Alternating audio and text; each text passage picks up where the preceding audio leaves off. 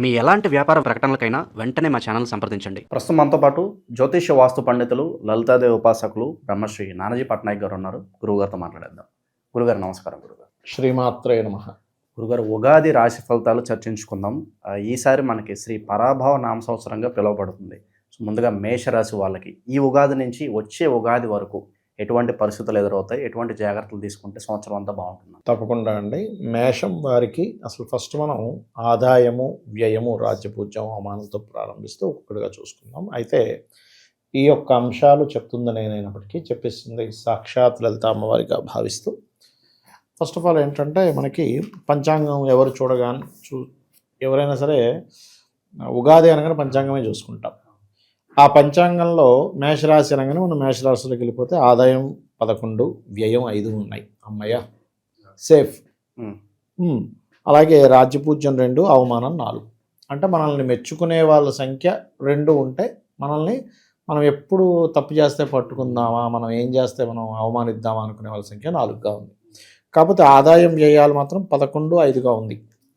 అయితే ఇక్కడ ఏంటంటే మనం చూసుకుంటే మరి 12వ స్థానంలో ఏలినాటి శని నడుస్తుంది కదా, ఆదాయాలు ఎలా బాగుంటాయి అని సందేహం కలుగుతూ ఉంటుంది. అయితే దీనికంటే సపరేట్ క్యాలిక్యులేషన్ ఉంటుంది. మీ జన్మజాతకంలో కనుక మహాదశలు, అంతర్దశలు, మంచి నీచభంగ రాజయోగాలు, ధనయోగాలు నడుస్తుంటే ప్రాబ్లమే ఉండదు. ఎలాగో మీకు ఆదాయం 11 వచ్చేసింది, వ్యయం 5 వచ్చింది. మరి ఇక్కడ అవమానము, రాజ్యపూజ్యం అనేది ఉంటుంది. ఈ అవమాన రాజ్యపూజ్య స్థానం ఎందుకు అట్లా అవుతుంది అంటే, మీకు దశమ స్థానంలో మనకి రాజ్యపూజ్యం ఉంటుంది. ఆయన వచ్చి వ్యయంలో పడ్డాడు శని. అందుకని వీళ్ళకి అవమానం తగ్గాలి, రాజ్యపూజ్యం పెరగాలి అని అనుకుంటే, ఇక్కడ ముఖ్యంగా మీరు ఎటువంటి విషయాల్లో అవమానం పడతారు అనే విషయాన్ని మనం క్రోడీకరించి చూస్తే జన్మజాతకాన్ని, అంటే పర్సనల్గా ఇప్పుడు మేషంలో ఉండేటువంటి వారి యొక్క గ్రహస్థితులను కనుక పరిశీలన చేసినట్లయితే, 3వ స్థానంలో శాటర్న్ అండ్ రాహు యొక్క ఎనర్జీస్తో 3లో గురువు ఉన్నాడు. కాబట్టి మాట మాట్లాడేటప్పుడు పర్టికులర్గా, ఎందుకంటే ఈ సంవత్సరానికి రాజు కూడా గురువు అయ్యాడు. ఈ రాశి వారికి 3లో ఉన్నాడు గురువు. రాజు గురువై 3లో ఉన్నప్పుడు, అది కూడా స్పాయిల్ అయిన గురువు ఉన్నప్పుడు, మీరు మాట్లాడే విధానంలో ఈ మాట మాట్లాడితే మనం ఏమైనా అవమానం పొందుతామా? మనం చూడండి, టైం బాగుంటే మనం ఏం మాట్లాడిన అవతల నవ్వుతాడు. టైం బాగోకపోతే ఏమైపోతుందంటే, మనం మంచి చెప్పినా సరే అది సీరియస్గా వెళ్తూ ఉంటుంది. కాబట్టి ఇక్కడ మనం ఇది మాట్లాడాలా వద్దా, ఇది ఎంతవరకు కరెక్ట్ అనే దాని మీద మాత్రం ఖచ్చితంగా ఉండాలి. ఇక ఆదాయ వ్యయాలైతే ఎలాగో 11, 5 వచ్చింది.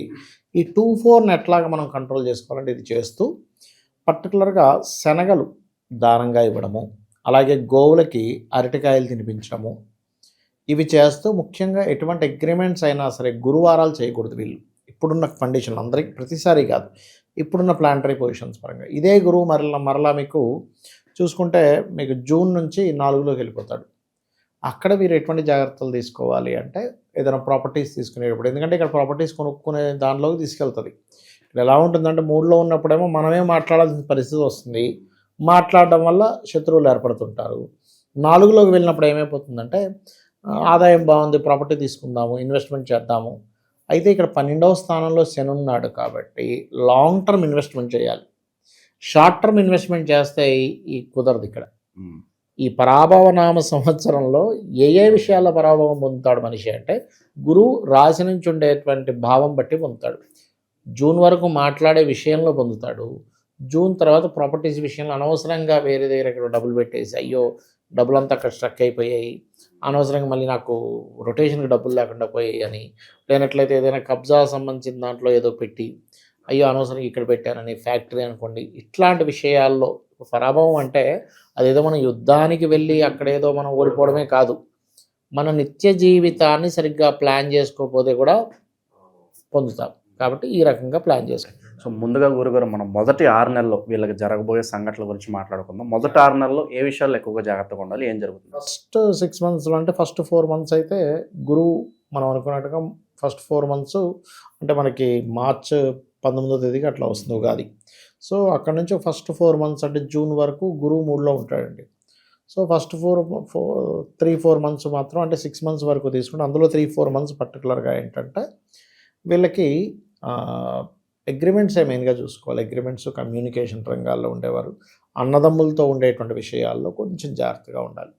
అంటే ఏంటంటే ఎప్పుడు కూడా ఏలినాటి శని నడిచేటప్పుడు నేను చాలా సందర్భాల్లో చెప్పాను, ఏలినాడు శని మీకేమీ అపజయం ఇవ్వదు, స్ట్రెస్ ఇస్తుంది అంతే.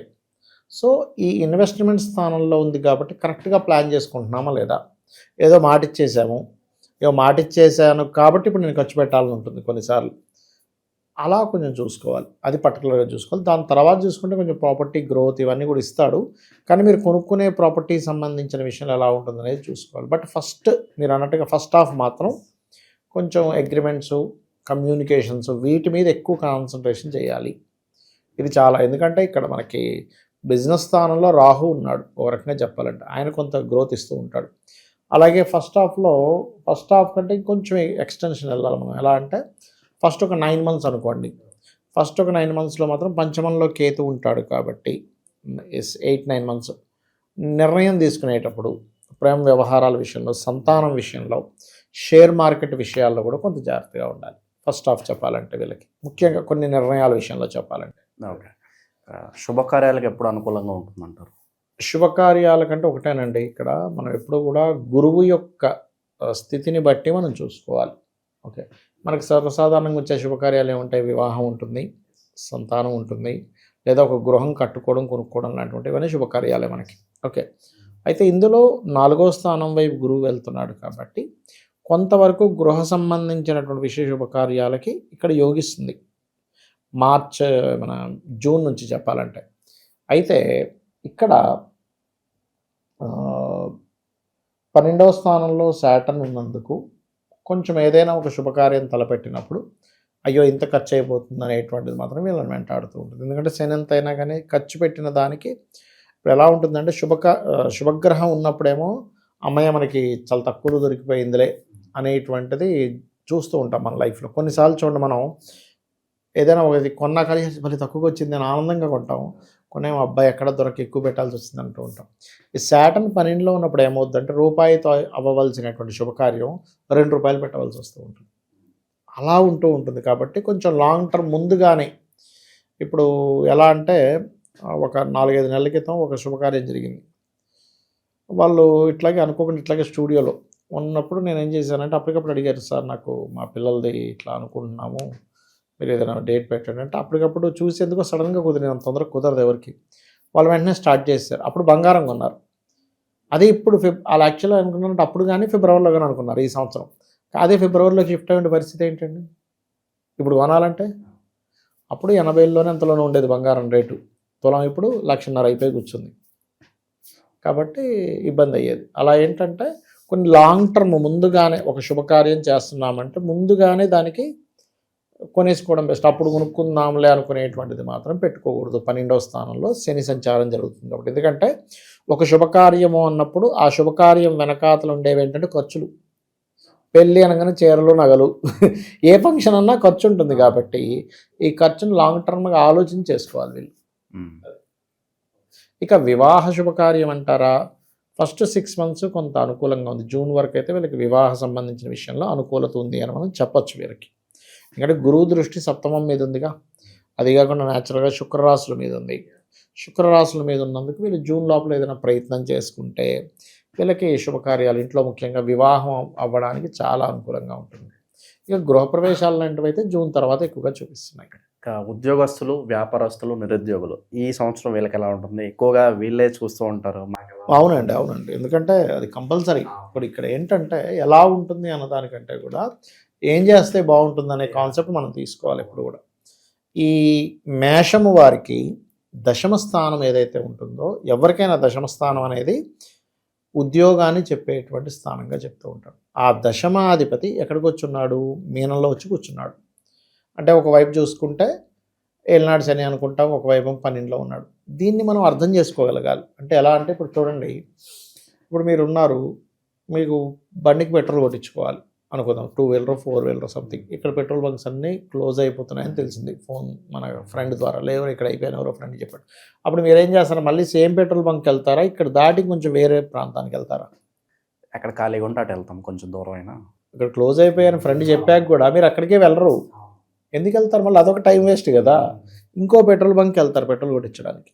అంటే దీని అర్థం ఏంటి? మీ యొక్క వెహికల్లో పెట్రోల్ ఎక్కడ లభిస్తుందో అక్కడికి వెళ్తారు. అలాగే వీళ్ళకి ఏంటంటే కెరియర్ పరంగా ఉన్న ప్రదేశంలో కాకుండా వేరే ప్రాంతానికి వెళ్ళడం ద్వారా బాగున్న గ్రహస్థితి ఇది. సో అందుకని కెరీర్ విషయంలో వీళ్ళు రెండు జాబ్స్ చేయడము, వేరే ప్రాంతానికి వెళ్ళడము, అందులో ముఖ్యంగా దశమాధిపతి శని గురు రాశుల్లో ఉన్నాడు కాబట్టి వీళ్ళు కొంచెం ఈ trainings, teachings, banking sectors, consultancy centres ఇట్లాంటి వాటిలో సెటిల్ అవ్వడము, లేదా దేవాదాయ శాఖ, ఎందుకంటే మీన రాశి అనేది దేవాదాయ శాఖ, అలాంటివి ఏమైనా గవర్నమెంట్ జాబ్ చేసేవాళ్ళు, గవర్నమెంట్ జాబ్స్ కోసం ట్రై చేసే మేషం వారే. కాకపోతే ఏంటంటే మేషం వారికి గురువు మీనంలో ఉన్నాడు కదా, గురువు వెళ్ళి గురువు అనేటువంటిది మీన రాశి అనేటువంటిది ఏంటంటే దేవాదాయ శాఖ ఇలాంటివి. కాబట్టి ఈ దేవాదాయ సంబంధించినటువంటి వాటిలో ట్రై చేసుకోవడము, స్పిరిచువల్ రంగాల వైపు వెళ్ళడము, ఇతని శని మీనంలో ఉన్నందుకు ఈ వీళ్ళది మీన రాశిని కాదు మేషరాశి. కాబట్టి ఆ రూట్లో కనుక ట్రై చేస్తే, అంటే జాబ్ ఒకటే కాదు ఇంకేదైనా నేను స్పిరిచువల్ రిలేటెడ్ యాక్టివిటీస్లోకి వెళ్ళాలి అనుకునేటువంటి వారికి కూడా బాగుంటుంది. ఓకే. ఇక పర్టికులర్గా సమాజంలో పేరు ప్రఖ్యాతుల పరిస్థితి గురుగారు, కాస్త సెలబ్రిటీల హోదా ఉన్న వాళ్ళు కావచ్చు, రాజకీయవేత్తలు కావచ్చు, ఏ విధంగా ఉంటుంది ఈ సంవత్సరం అంతా కూడా? తప్పకుండా అండి. ఫస్ట్ ఆఫ్ ఆల్ ఏంటంటే నేమ్ అండ్ ఫేమ్ ఇచ్చేటువంటి గ్రహం ఎవరైనా ఉన్నారు అంటే అది సన్ అండి. సన్ హౌస్లో కేతు ఉన్నప్పుడు ఏం జరుగుతుందంటే, sun is the karak of name and fame. Ketu విచిత్రమైన ఫ్లాగ్ అంటారు దాన్ని. అండ్ దాన్ని ఇంకొక పేరు ఉంటుంది దానికి, ఏంటంటే మ్యాజికల్ ప్లానెట్ అంటారు. సో మ్యాజికల్ ప్లానెట్ ఎప్పుడైనా సరే అలా ఉన్నప్పుడు ఏమవుతుందంటే, సర్వసాధారణంగా వీళ్ళకి నేమ్ అండ్ ఫేమ్ వస్తుంది, మంచి పేరు కూడా వస్తుంది. కానీ కొన్ని నిర్ణయాలు విచిత్రంగా తీసుకుని ఉంటారు. ఎందుకు అంటే ఇక్కడ రెండు కారణాలు. ఒకటి, విచిత్రానికి కారకుడు పంచమంలో ఉన్నాడు, 12లో శని ఉన్నాడు. శని ఉన్నప్పుడు ఏంటి, ఏదో అవమానం పొందాలిగా, ఎంత పేరు వస్తుందో, అసలు అబ్బా ఇంత మంచి పని చేసి ఇలా చేశాడేంటి అనేటువంటివి కొంతవరకు ఉంటుంటుంది. రాజకీయ నాయకులకి ఏంటంటే, మేషం వారికి పర్టికులర్గా ఎప్పుడైనా పంచమంలో కేతు ఉన్నప్పుడు సర్వసాధారణంగా వీళ్ళు కొంచెం స్పిరిచువల్ సంబంధించింది పెట్టుకొని వెళ్తూ ఉంటే వీళ్ళు బాగా గ్రో అవుతారు. ఎక్కడో ఏదో జరిగింది ఏ టెంపుల్లోనే, ఇవాళ రేపు మనం చూస్తూ ఉన్నాం, ఆలయం దగ్గరికి వెళ్ళి కొంచెం వీళ్ళు అక్కడ సపోర్ట్గా నిలబడ్డప్పుడు కొంచెం గుర్తింపు అనేది వస్తూ ఉంటుంది. ఎందుకంటే రాజకీయ స్థానం పంచమ స్థానము, అక్కడ కేతు ఉన్నాడు, దాన్ని ఆ పాయింట్ ఆఫ్ వ్యూలో తీసుకోవాలి. ఓకే. ఇక పర్టికులర్గా గురుగారు, కుటుంబ వ్యవస్థ, కుటుంబ ప్రేమ అనురాగాలు కావచ్చు, ఓవరాల్గా ఫ్యామిలీ వాతావరణం ఎలా ఉంటుందంటారు? ఒకటండి, ఫ్యామిలీ వాతావరణం బాగానే ఉంటుంది. ఫ్యామిలీలో ఉండే వాళ్ళకి కొంతమందికి జాబ్స్ కోసం ట్రై చేస్తుంటే ఆ జాబ్స్ కూడా రావడం కూడా జరుగుతుంది. కొంతమంది చూడండి, మనకి తండ్రి ఒక్కడే జాబ్ చేస్తుంటాడు, ఇంట్లో ఇద్దరు పిల్లలు ఉంటారు, ఇంకా జాబులు రాలేదు, కానీ వస్తే బాగుంది పాపం ఆశగా చూస్తుంటాడు. ఎందుకంటే అప్పటికి కొన్ని అప్పులు జరుగుంటాయి పిల్లల మీద, ఏదో జాబ్స్ కనో లేకపోతే చదువులు కనో ఇంకోటనో. ఎప్పుడైతే వాళ్ళకు ఇన్కమ్ స్టార్ట్ అవుతుందో అప్పుడు కొంచెం ఆ ఇల్లు కొంచెం ప్రశాంతంగా ఉంటుంది. సో ఇంట్లో ఉండేటువంటి జాబ్స్ కోసం ఎదురు చూసేటువంటి వారికి, మేషము వారికి ఖచ్చితంగా జాబ్ ఆపర్చునిటీస్ ఇంట్లో వాళ్ళకి పెరుగుతాయని మనం చెప్పచ్చు. ఇక పర్టికులర్గా ద్వితీయార్థంలో కొన్ని ముఖ్యంగా జరుగుతాయంటే ఏం చెప్తారు? హైలైట్స్ ఏంటంటారు గురుగారు? వేటి విషయాల్లో జాగ్రత్తగా ఉండాలి? ద్వితీయార్థంలో అంటే ఒకటేనండి, కొంచెం ఈ ప్రాపర్టీస్ వైపు మళ్ళుతూ ఉంటుంది వీళ్ళ ఆలోచన అంతా కూడా. ఎక్కువ ప్రాపర్టీస్ మీద పెట్టేసి మళ్ళీ అక్కడ కొంచెం స్ట్రెస్ అవ్వడం ఇట్లాంటివి జరుగుతుంటాయి ద్వితీయార్థంలో. అంటే ఎక్కువ ఇన్వెస్ట్మెంట్ చేసేసాము, అమ్మ బాబాయ్ ఏంట్రా బాబు ఇంత కట్టాలా. ఇప్పుడు నేను చిన్న ఉదాహరణ చెప్తా. నాకు తెలిసిన ఒక క్లయింట్, అతనికంతా ఇన్వెస్ట్మెంట్ చేసే టైమే నడుస్తూ ఉండేది ఆ టైం అంతా. అలా నడుస్తున్నప్పుడు వేరే వాళ్ళు సరౌండింగ్స్లో వాళ్ళందరూ కూడా ఏం చేసేవారంటే, ఏదమ్మా నేను దగ్గరికి బాబు మీరే తీసేసుకోండి అంటే, ఎలా అంటే ఉదాహరణకి అక్కడ ₹1,00,000 గజం ఉందనుకోండి, లేదా వేరే వాళ్ళకి మీకు 70,000 ఇచ్చేస్తాం, అవతల 1,30,000 ఆఫర్ ఇచ్చిన ఈయనకి ఇచ్చేవారు. ఈయన ఏంటంటే తక్కువకి వస్తుంది కదా, నేను వదులుకోవాలి అని తీసేసుకోవడం. కానీ వాటికి ఇన్స్టాల్మెంట్స్ కట్టుకోవాలి కదా. అంటే ఆ టైం నేను చూస్తే భలే ఆశ్చర్యం వేసింది నాకు. ఎలా అంటే అక్కడ ఇన్వెస్ట్మెంట్ పెట్టే టైము, స్ట్రెస్ టైం రెండూ నడుస్తుంది జాతకుడికి. ఆ ఊర్లో వాళ్ళందరూ కూడా వాళ్ళకి మేము అమ్మం, ఆ మినిస్టర్కి అమ్మం, మీకే అమ్ముతామని చెప్పి తీసుకొచ్చి అమ్మడం. అతను ఏమిటి సార్ ఇలా అవుతుందంటే, ఇదంతా ఇన్వెస్ట్మెంట్ టైం. అది ఇన్వెస్ట్మెంట్ టైం ఉన్నప్పుడు మనం వద్దన్న మనకి తీసుకొచ్చి ఇస్తారు. మనము కనుక ఇన్వెస్ట్మెంట్ టైం నడవట్లేదు, అమ్మే సమయం నడిచేటప్పుడు మనం కొందామన్నా దొరకదు. అమ్మే టైం కదా, మీరు అమ్మాలి, కొనే టైం నడవదు.